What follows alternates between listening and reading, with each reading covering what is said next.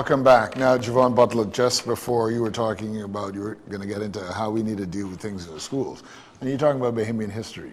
And to tell you the truth, I don't ever remember any true, when I say true Bahamian history, I'm talking about black Bahamian history taught when I was in QC, definitely not at primary school level, and I don't remember it in St. John's at high school level at that time. Do you? I recall Bahamian history. I attended St. Andrews, and interestingly enough, I always tell individuals, I had a Scottish teacher teach me Bahamian history. Now, of course, your reality and my reality was that we grew up in families that were aware of what was going on in their environments. They knew the history, and it was passed on orally. They would bring us up to speed of what's going on, current events, prior events. I think in the schools, though, and this was something I saw when I visited Mexico maybe about 15 years ago. We went to a museum, right? And in the museum, they had these murals, similar to like what you see in the Hilton. And they just had murals throughout all of the corridors. But I noticed there were some young kids there. So the person I was on the trip with, one of the guys, I asked the question, do the schools bring these young kids to these museums? To which they responded, yes. So I went further and I asked, okay, so at what age do you teach Mexican history in the classrooms? So they teach that from when they enter school.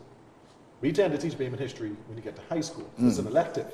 Yeah, but you need to know it from the beginning. Yeah, I don't think a history should be an elective. No. It's part of civics, part of what your whole culture and society is. Yeah, and we have civics, right? And of course, we are only 50 years removed from independence. 56 years since, 56, 57 years since majority rule. So of course, we would focus on that timeline. But I think part of our history now is not only what happened leading up to 67, leading up to 73, but all of the other elements and components of our society. Who were the educators? Who were the doctors? Who were the nurses? Who was that lady on the end of the corner who fed the community every morning because the kids just couldn't afford to carry breakfast to school? That is a part of our history and part of our culture. A lot of times we make it political or we make it economic. So if you are a former politician or if you're a successful business person, we wish to identify with you. But what about the unsung hero? You know, what about Mr. Roll who had the 8-seater and would just pick the kids up from the community to carry them to track every morning? To me, that man has made an impact. You know, what about Ms. Wilson who realized that, hey, I'm a teacher, but these kids are falling behind. So what I'm going to do, between 3:30 to 6, I'll have extra classes to get them proficient in English and mathematics. That is an unsung hero. That individual is not someone that you can market, isn't someone that, you know, we put on a billboard or a t-shirt, but at the same time, that person influenced a future generation. So I think we have to get to the schools.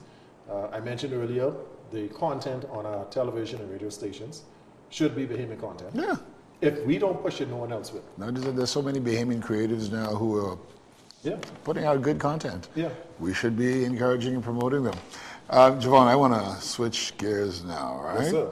The hard questions. I know how hard it is, but I just got something on my phone from Latrey Roming, the Director of Communications in the Office of Prime Minister, and of course he happens to be our cousin as well. Yes. He is responding to an online article that says, Trump says the Bahamas will become the 53rd state after Canada and Greenland. Anyway, here is Latrey's response. The image being circulated purporting to be a Reuters article claiming the Bahamas will become the 53rd state is false. The story is not credible and does not represent an actual report by Reuters. We encourage all Bahamians to verify the source of information they receive on social media to avoid the spread of misinformation. Always rely on trusted and credible platforms for accurate news about the Bahamas. Now, we don't know where this came from, but I'll bet you it's a Bahamian who put that out. But anyway, but it brings us to a more important point, because we are in a Trump era now, and we're seeing him be very aggressive in what he says is his agenda from day one, right? I mean, what does that mean for the Bahamas? What do you see? And we really have to look at this and strategize and be ready for whatever It comes out of his mouth. Well, not comes out of his mouth, but comes out of his pen, I should Julian, say. the response I'm about to make may not be what you expected, right? Mm-hmm. The President of the United States of America is doing what he has deemed was in the best interest of his country. Yeah. Successive governments have done what they've deemed to be what is in the best interest of the Bahamas. Mm-hmm. My posture is this. I think that every leader has a responsibility to protect his citizens. Absolutely. Further, every leader has a responsibility to ensure that they're negotiating in the best interest of their country. Again, absolutely. So all of the shock and all that has happened since he's been re-elected as the 47th president, he said what he was going to do. Yeah. Whether we agree or disagree, he said what he's going to do. The question for us in the Bahamas, we can look at his posture, the posture that China and Canada and the European countries have taken, and ask, okay, what are our competitive advantages? We were fortunate enough that we were able to recapture our airspace and generate revenue from that. Right, even though it's not 100%, but it's a lot more than it was. Yeah. So now let's become controversial. Right? What are we doing with our sea channels, our sea lanes? How many freight forwarders, how many cruise ships pass through our waters every day? And the reason they're passing through is because they save fuel. Are we taxing every CTU, every container on the freight forwarder? Are we taxing every head on the cruise ship? Not those who come to port. But are we saying, hey, you can use our channels the same way that ships go through the Panama Canal as a shortcut. We have no problem with you coming through the Bahamas. But you can pay for it. But every head on that manifest is going to pay X dollars, whatever that figure is. Right? Every container, there's a in the States you have the inland shipment. There's a sea transfer shipment. Every container on that freight liner, we're going to pay for it. And we'd be surprised how quickly we get to hundreds of millions of dollars. Exactly. You know, people need to, like you said, you have to look at what opportunities there are for the Bahamas in all of this.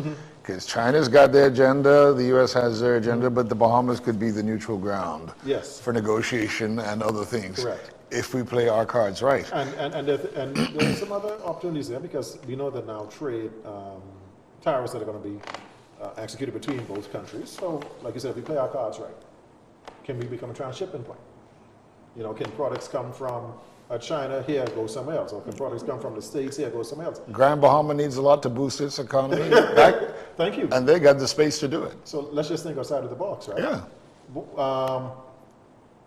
The United States of America and other nations, whether we wish to accept it or not, the world is now closing its borders. Of course. Right? Xenophobia? Sure. But it's happening. So the question we have to ask ourselves, how do we open our borders and embrace controlled embracement of opportunities that can come to us? Like a Singapore, like a Malaysia, which has been on the table or discussed for decades At now. the same time, understanding that we are still the third border to our neighbors up north and ensuring that we are not creating any security issues for them, right? True. At the end of the day, our number one product is tourism. We have not pivoted from that yet, right? And as long as that's your number one product, you have to ensure that you maintain that relationship. But I do think, like you said, Singapore and the Malaysias, let's go further to Switzerland's. The Bahamas has always been a neutral territory, and there's so much to offer that the opportunities are there. One of the main things that we need to focus on, and it's happening as we speak, infrastructure in the Family Islands. All right, so we've seen heavy infrastructure development through airports, through road projects, clinics, so forth and so on. And the Nasuvian may not understand, why are you doing this in Exuma? Why are you doing this in Acklands? Why are you doing this in Long Island? The reason you're doing it is because we're building a country. And we're anticipating the growth in the migration. Right? Julian, you are young enough to remember the fact that the first wave of migrants that built New Providence came from the Family Islands. So you had pockets of Long Islanders, people from Eleuthera, people from Exuma, people from Andros, and this is how some of the communities developed in Nassau, right? A lot of people are surprised to know that there was a strong Long Island contingent in Camp Road when they first migrated. So they came from the Family Islands to Nassau for opportunities. Now, they've built themselves economically, and they're looking back at the islands and asking themselves, how can I now build home, right? In building home, though, let us not have the same haphazard approach as New Providence. And when I say haphazard, New Providence just grew. Opportunities came to Let's map out each of these Yeah, islands. we haven't really planned. No. All right, but let's plan these islands. Let's zone these islands properly. Let's ensure that we have industrial areas, commercial areas, residential areas, school zones, church areas, so forth and so on. This is a 40, 50-year plan now where, okay, my children, they graduate from university, they come back, they're not really into the hustle bustle now, so, but they want to be home in the Bahamas. And they now realize that, hey, I can go and reside in Lutheran and make an honest living, have a nice, comfortable life. All right, it is in the hectic pace, but the amenities that are required are there on that island. Exactly. So it's happening. It's happening. Let me make sure I answered your question. Let me get a little bit. What do we do with the present administration? We pay attention. We take the president at face value, and we ensure that we position ourselves to take the best advantage and opportunities that are presented. Because let me tell you right now, we know that Trump has said, okay, with the whole tariff thing against China, Canada, and Mexico, although Canada and Mexico have a little bit more leeway, another 30 days or so. He told the American people, look, you're going to have some pain for a while, but I think you're going to appreciate it in the long run. Yeah. Which means that if they're going to have some pain, we're going to get a little bit more pain. Prices here are already astronomical. They're going to go up again. But I was really interested. There was an article I read in one of the dailies today, and it had quoted the Prime Minister saying we're looking at other areas, other markets to trade in that will give us more value for our money. So I'm hoping that you have to be careful how you do that. Yeah. But it'll be interesting to see what happens. So putting on a farmer cap, growing up in the family business recently. And you're still in business now, very much. Still in the family business. And please let people know what you do. Yeah, so I am a director for Milo Butler & Sons Limited. We are the oldest wholesale and retail black entity in the country.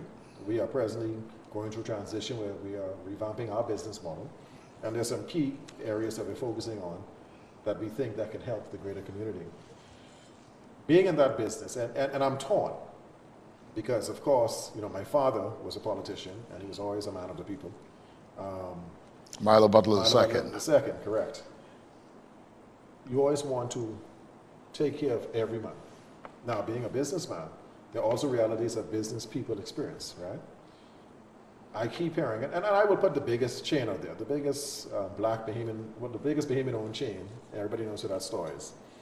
I keep hearing the negative feedback. Oh, the prices are going up. Oh, he's gouging. Oh, he's killing us. Oh, he can lower his prices. Well, the reality is this.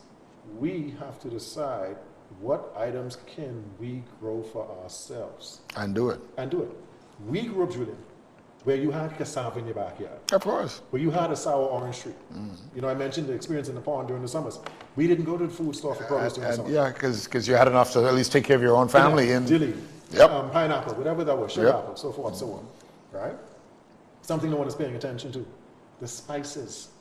Oregano, thyme, basil, Spanish thyme. They all grow wild. We are going into a store buying a 2-ounce bottle for $12 when these used to grow in our backyard. All right? Let's break this down. Ryan, it's serious when you see juju for sale in the food store. Juju isn't that bad.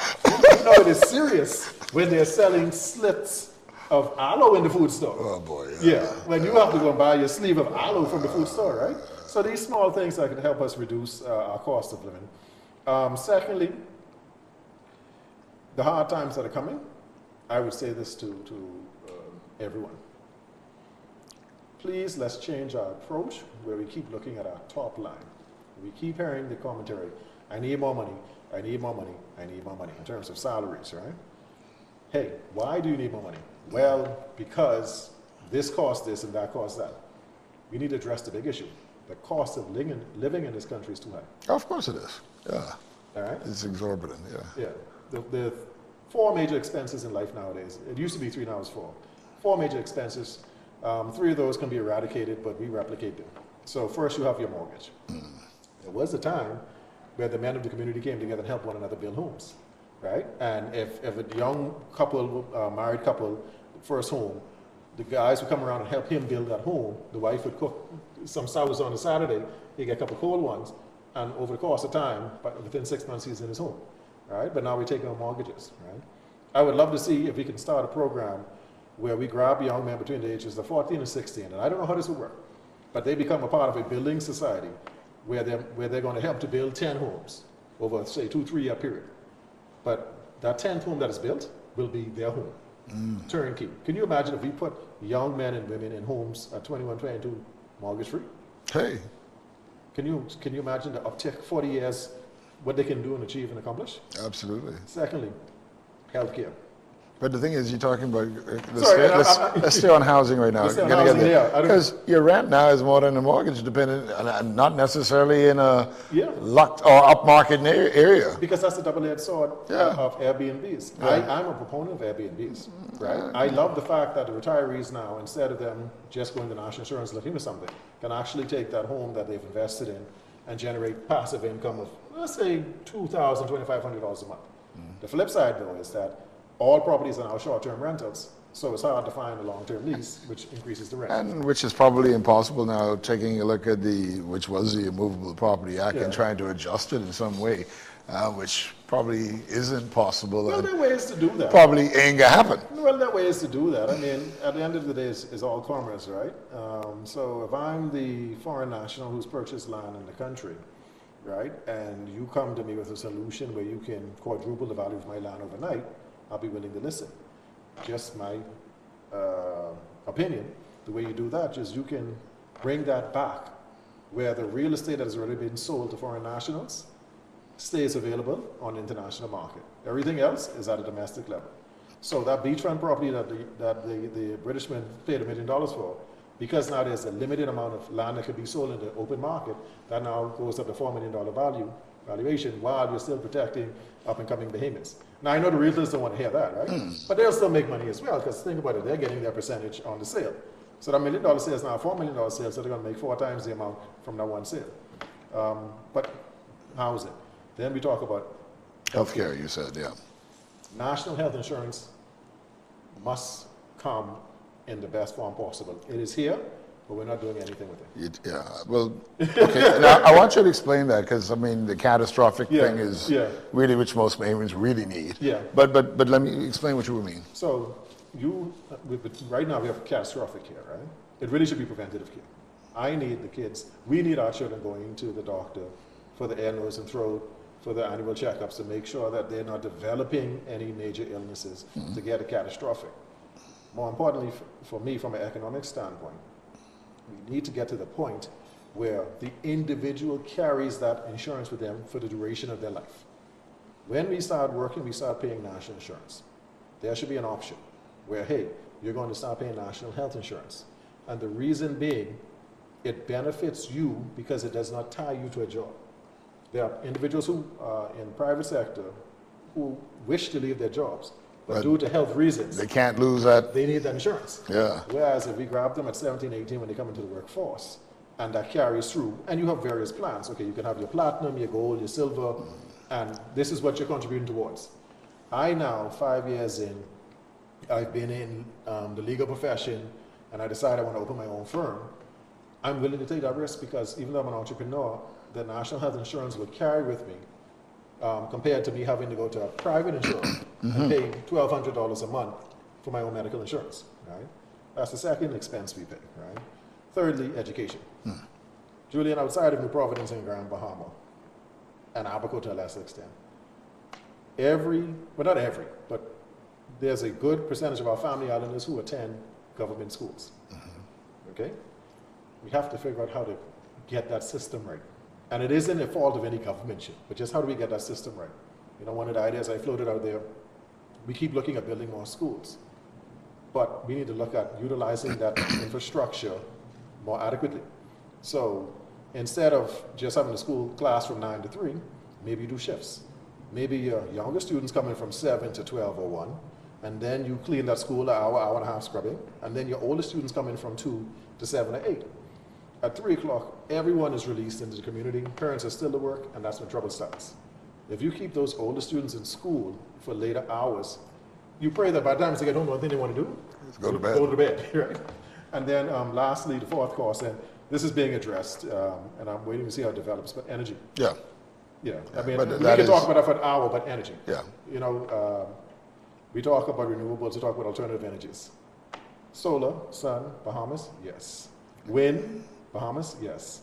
Tidal, Bahamas, yes. Yeah. These are no-brainers. And you know what? I'm glad that we're moving in the right direction now. But the thing is, we could have done this 20 years ago. Yeah. And didn't. I know. You know, and I think, But we're here now, though. I think if I have a criticism of the Bahamas, I'll say is that we've had so many opportunities that we've just let go, and now we still have to deal with the same situations. But I'll say this. And we got only a minute, so I'm gonna have to let you So go. we're wrapping up. I will say this. Yes, there were opportunities that we had, but you know, we can't look back. We have to look forward. Absolutely. We know who we are. We are a skilled set of individuals. We're only 400,000, give or take, catering to a world of 9 billion people. I think one of the major exports that we have are our professional skills. So you now have these platforms, you have virtual meetings, you have interconnectivity globally. Let's start taking advantage of that. For the young men out there, I encourage them, and I unfortunately didn't do it. Every young man out there, please get a trade. Artificial intelligence is coming. All right, digitalization is coming. Well, it's here. Jobs will be eliminated. But the one job that they won't be able to eliminate is when you have to use your hands. Pick up a trade. It's honorable living. And then for the country itself, surely we're going to be fine, you know. Oh, I know that. If the spirit of the Paul can rise through the entire Bahamas, I know that. we're going to be fine. Yeah. As long as we have individuals like yourself from Rumkey. Like, good to see you, Javon. Same here. And we thank you all for joining in this conversation with us. And see you next time on Reid Between the Lines.